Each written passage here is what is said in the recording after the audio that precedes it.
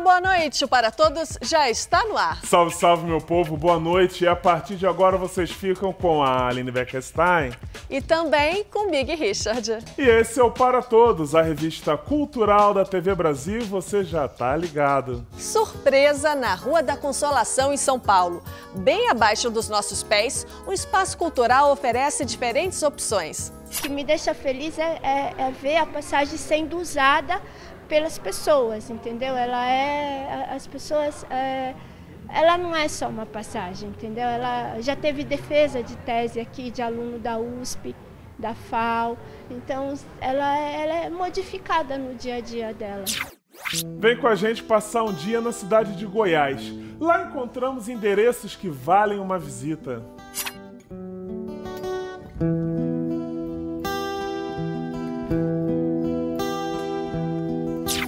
A dica também é conhecer a Capela de São Miguel Arcanjo, a mais antiga construção do período colonial no estado de São Paulo. Como o passado colonial de São Paulo foi praticamente destruído, se demoliu praticamente tudo, muito do que existe do nosso passado, da nossa cultura, da nossa história e do convívio dos povos existe aqui na capela, foi preservado aqui na capela. E tem mais, nada de jogar peças antigas fora. Hoje você vai entender a importância do trabalho de um restaurador. A maioria dos santos que eu recolho nos lugares que jogam fora são santos mutilados. Para tudo! É isso aí, fique com a gente no Para Todos. Hoje a gente começa o Para Todos falando sobre um trabalho que poucas pessoas conhecem, a restauração de peças antigas. O que você faz, por exemplo, quando aquele santinho que já te ouviu em várias orações quebra? Você joga fora o santinho? Pois da próxima vez que isso acontecer, pense bem antes de jogar a peça fora.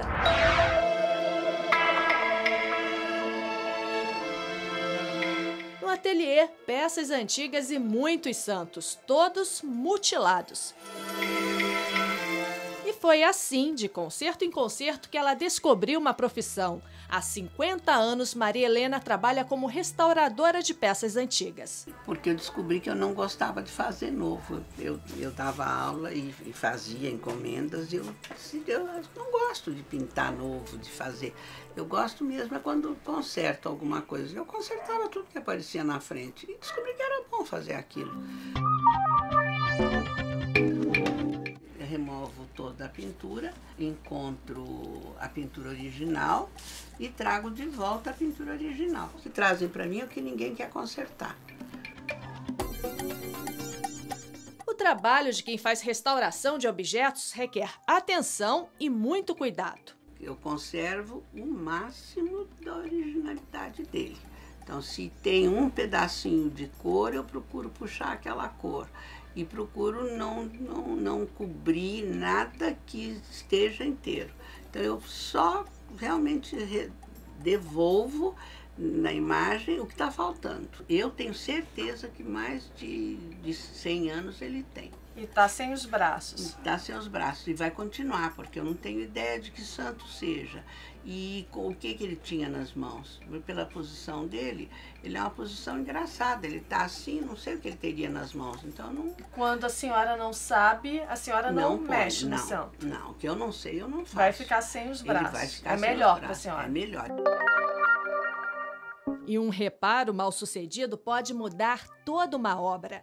Na Espanha, uma senhora resolveu fazer a restauração de uma pintura. E como era de se esperar, essa história foi parar na internet e ganhou outras versões. Quais são os santos que vão mais pro lixo ou que são abandonados nas igrejas? Tem os campeões de lixo. Nossa Senhora Aparecida, São Judas. Nossa Senhora Aparecida? A padroeira? Nossa, eu tenho uma quantidade absurda de Nossa Senhora Aparecida para vender. Que mais? Olha, Santo Expedito, São Judas, Nossa Senhora Aparecida. O santo que está atrás de mim, essa Nossa Senhora grande, foi encontrada num container desses de rua. Eu tenho muita pena porque as pessoas compram a imagem de Santo Antônio, fazem promessa, pedem coisas para ele e roubam o menino. Tipo de promessa que Dona Maria Helena nunca precisou fazer. O segredo para manter o casamento de mais de 60 anos... Me ensinaram quando era pequena que o que quebra tem que consertar. Então o casamento é a mesma coisa. Quando ameaça quebrar, a gente conserta. A tradição popular diz que dá azar ter santo quebrado dentro de casa. E aí é mais um motivo para muita gente querer se livrar do pobre do santo. E Dona Maria Helena não faz milagre só com as imagens raras. Com a ajuda da amiga Lourdes, os santinhos quebrados ganham uma nova chance. A senhora acha que todo santo merece ser restaurado? Mesmo que não tenha valor comercial? Acho. Acho porque eu acho uma judiação jogar um santo fora. Depois de restaurados, eles estão prontos para novos milagres. Eles foram para a barraquinha da Dona Maria Helena. A renda é toda revertida para a igreja. Qual é a santinha que você vai levar? Da Santa Ana, na padroeira da igreja. Bonita? Muito bonita e muito bem restaurado, os detalhes, o livro. Já tem um pedido para fazer para santa? Tenho. O que você vai pedir? Não, é confidencial. E agora mais um exemplo de como esse trabalho de restauro é importante. A mais antiga construção do período colonial de São Paulo fica em São Miguel Paulista, zona leste da capital. Há 6 anos ela corria o risco de ruir, mas com o início do restauro, os técnicos descobriram murais pintados no século XVI, um tesouro que estava escondido há pelo menos 2 séculos. A recuperação da igreja, agora aberta à visitação, virou motivo de orgulho para moradores da periferia da cidade. A construção de paredes brancas sempre esteve ali, mas poucos se dão conta do papel dela em nossa história. A senhora sempre passa por aqui, dona Pedro? Sim. A senhora sabe da história dessa igreja? Não. Só sei que ela é histórica, sim, mas não sei muito bem dela, não. Ela é a primeira igreja de aqui de São Miguel. E ela nunca desmanchou ela, sempre reconstruiu ela. Ela tem uma história muito bonita.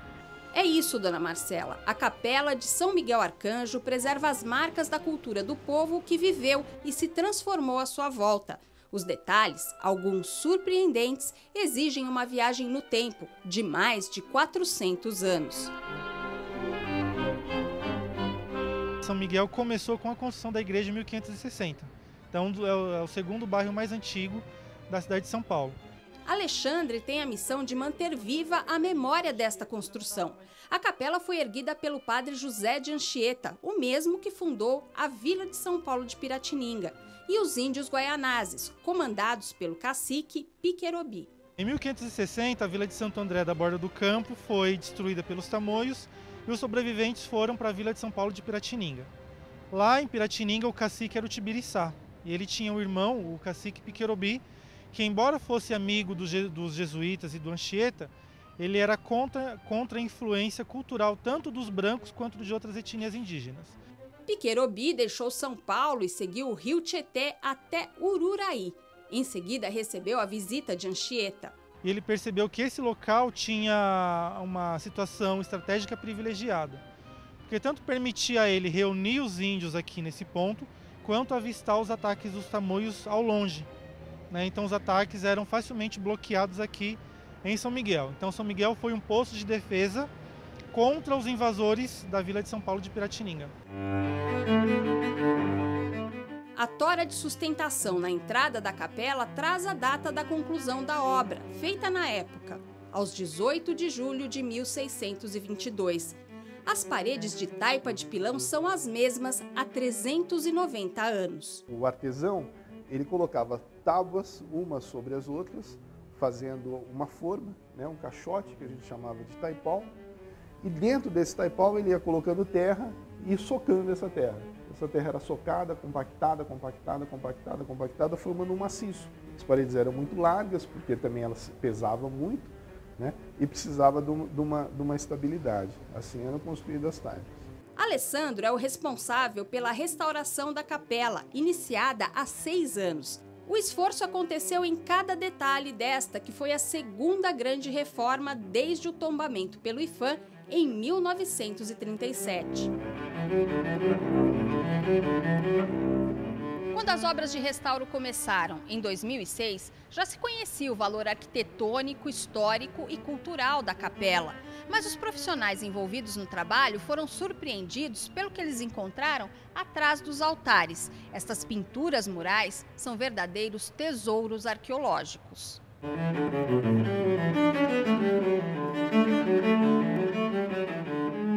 Acredita-se que as figuras pintadas na taipa cobriam toda a capela, mas não há nenhum registro oficial dos desenhos. A descoberta é tão importante que o restauro dos murais foi separado do projeto de restauro da igreja. Ele é feito com pincéis finos, muito cuidado e paciência. É um trabalho moroso, né? Ele depende do tempo.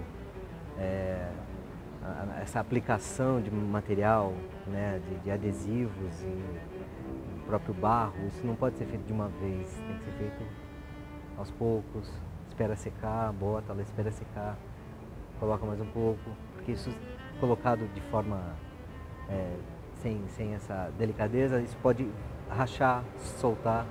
O material, extremamente frágil, ficou escondido pelo menos 250 anos. O altar que existe na frente, o altar de madeira, protegeu a pintura durante todo esse tempo. Então isso foi um fator que ajudou na preservação da pintura. A descoberta pode ajudar a recontar o passado. O que a gente conhece como período colonial, principalmente em São Paulo, são as paredes caiadas de branco e as portas e as janelas azuis, verdes, dependendo do local, né? E se dizia que São Paulo era muito pobre na questão de ornamentação dos templos, produção artística, etc. Porque se tinha em mente o branco. A descoberta dessas pinturas mostra que a história é completamente diferente, que existia sim riqueza de produção artística em São Paulo. Além desse fator, né, delas serem um elo perdido na história da arte no Brasil, elas mostram um outro fator, que é a questão da convivência dos índios com os jesuítas. A capela está num sítio arqueológico preservado. Nela, se abriu um museu com a história local e peças, como as imagens restauradas, algumas de 400 anos. E será neste ambiente que, em breve, a capela será palco de apresentações musicais. Concertos de música do período barroco, período em que a capela foi construída. Então imagina num espaço como esse, completamente íntegro, você ouvir o que os índios e os padres ouviam naquela época.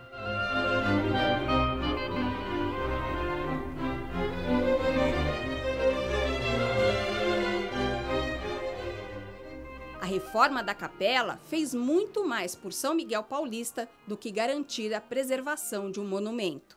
Se fala muito mal da periferia, se fala muito mal da Zona Leste, se fala mais mal ainda de São Miguel. Então São Miguel era o patinho feio, onde Judas perdeu as botas, etc. E de repente brota um monumento tão rico, tão importante, né, que contém tanto da nossa história, realmente o levante do bairro. Você vê que hoje as pessoas elas falam com orgulho da capela, elas falam com orgulho que elas moram em São Miguel. Né? Elas falam, olha, se você quiser conhecer o que existe de mais importante da nossa história, você tem que vir aonde eu moro, em São Miguel.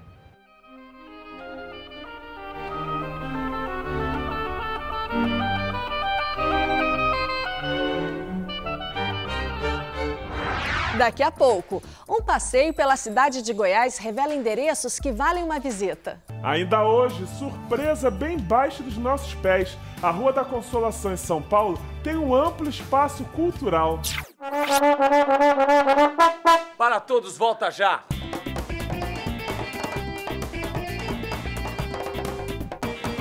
Sou Ana Salles, de Caçapava, faço bonecões e a cultura aqui no Vale do Paraíba está muito forte.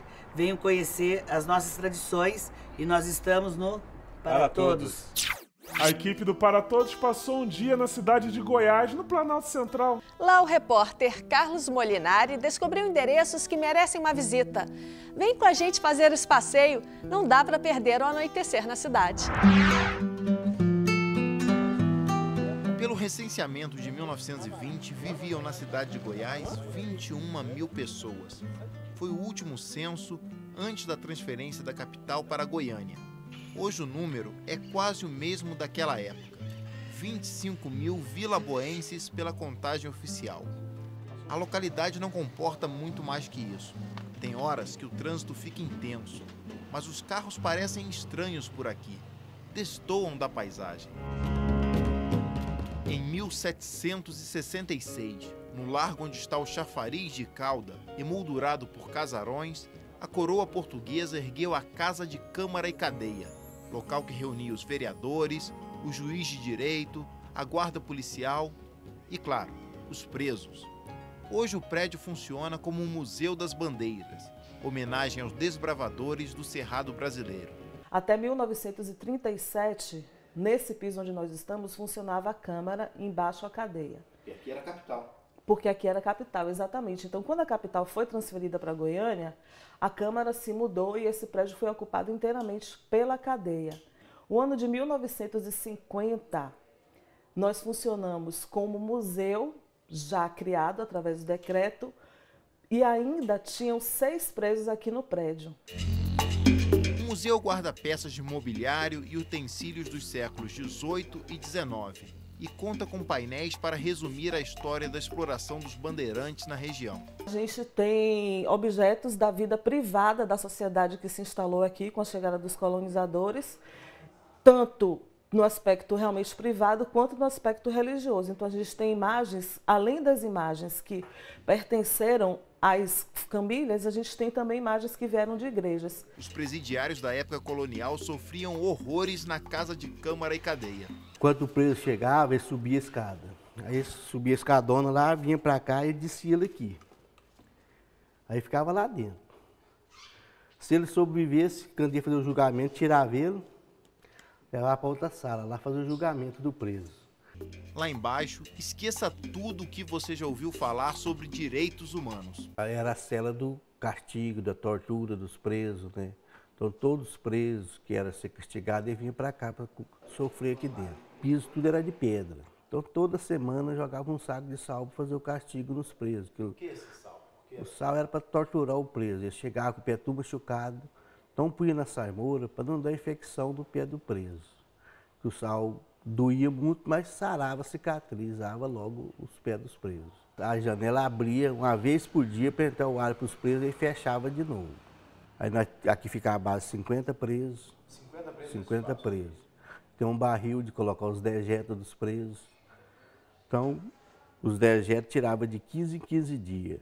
Aí escolhia 4 presos, pegava o barril, levava no Rio Vermelho, lavava. Quem levasse o barril tinha o direito de tomar banho.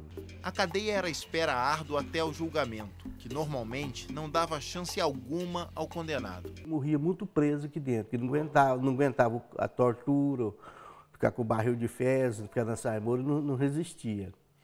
Se ele sobrevivesse, ele ia para o salão de cima, lá fazer o julgamento do preso. O acervo do Museu das Bandeiras não é composto só de peças.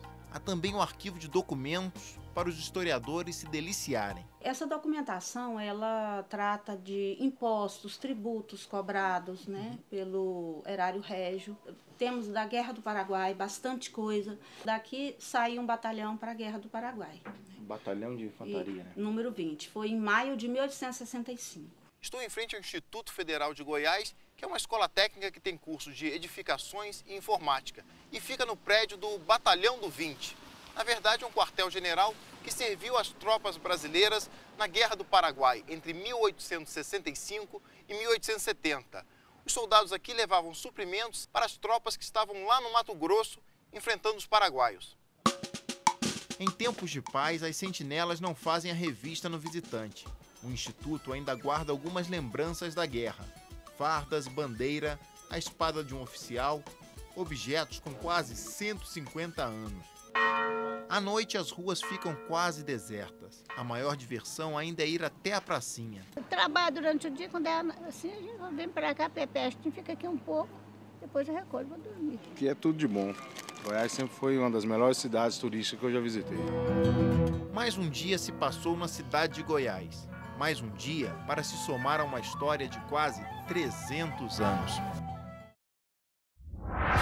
Ninguém duvida que São Paulo é mesmo uma cidade que oferece diferentes atividades culturais.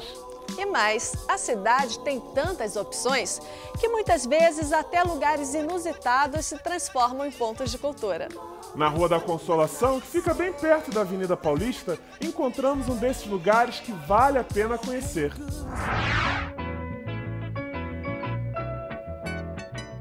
Quem passa pela Rua da Consolação nem imagina as surpresas que esse endereço tem para revelar. A passagem da Rua da Consolação foi construída nos anos 50 e ainda hoje ela é bastante utilizada. O que muitos não sabem é que aqui tem um espaço que proporciona uma viagem ao mundo cultural. Seu Erasmo logo se interessou pelo que viu. Eu vim por indicação, eu vim de curioso. Eu cheguei agora, estou pesquisando, mas já deu para perceber que eles estão fazendo um trabalho bonito, né? É um lugar que é utilizado para tudo, assim, para um monte de coisa. Tem desde artista que tem já um nome no mercado e até artista que está começando agora. Então eles se misturam, isso é muito legal nessa passagem. Ela tem essa coisa da rua e ao mesmo tempo ela tem essa coisa da galeria de arte. Exposições, oficinas e até um grande acervo de livros. Tudo debaixo da Rua da Consolação. Esse espaço aqui é importante porque essa esquina ela anda um pouco morta devido ao fechamento do Riviera e principalmente dos Cines Belas Artes. Estando aqui com esse trabalho com livros, a gente mantém um pouco de vida nesse ponto aqui tão importante da cidade.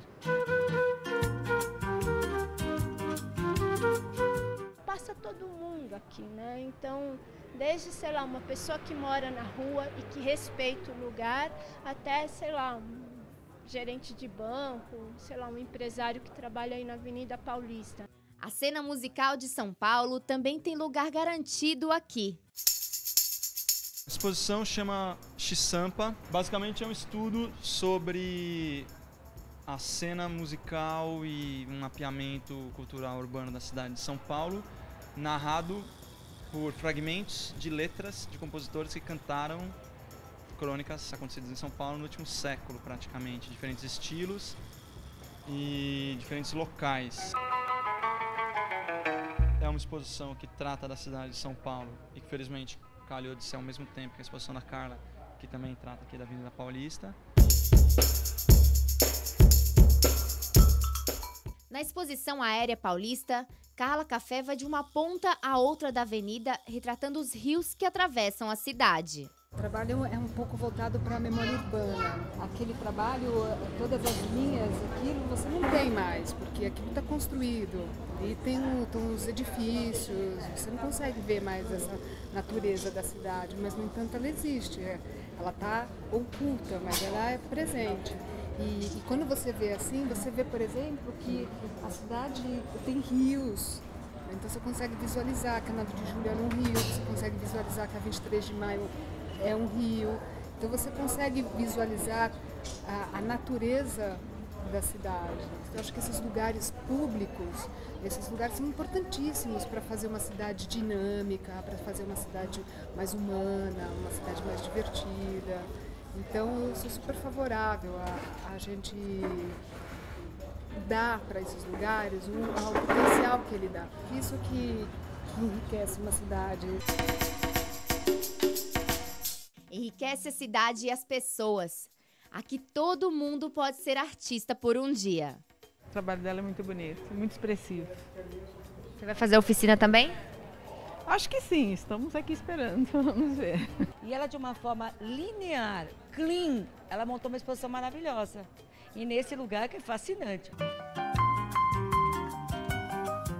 E depois de uma tarde de muita cultura, a gente perguntou para o seu Erasmo o que ele achou de tudo que viu. Muito bom. Deveria ter seguidamente, né? A palavra correta é essa. Fantástico, é muito bom, é instrutivo, tem tudo para elogiar. Vai voltar? Vou, volto sim. Só que hoje eu estou só de passagem, né? Uma hora com mais tempo, né? Para observar e degustar disso tudo.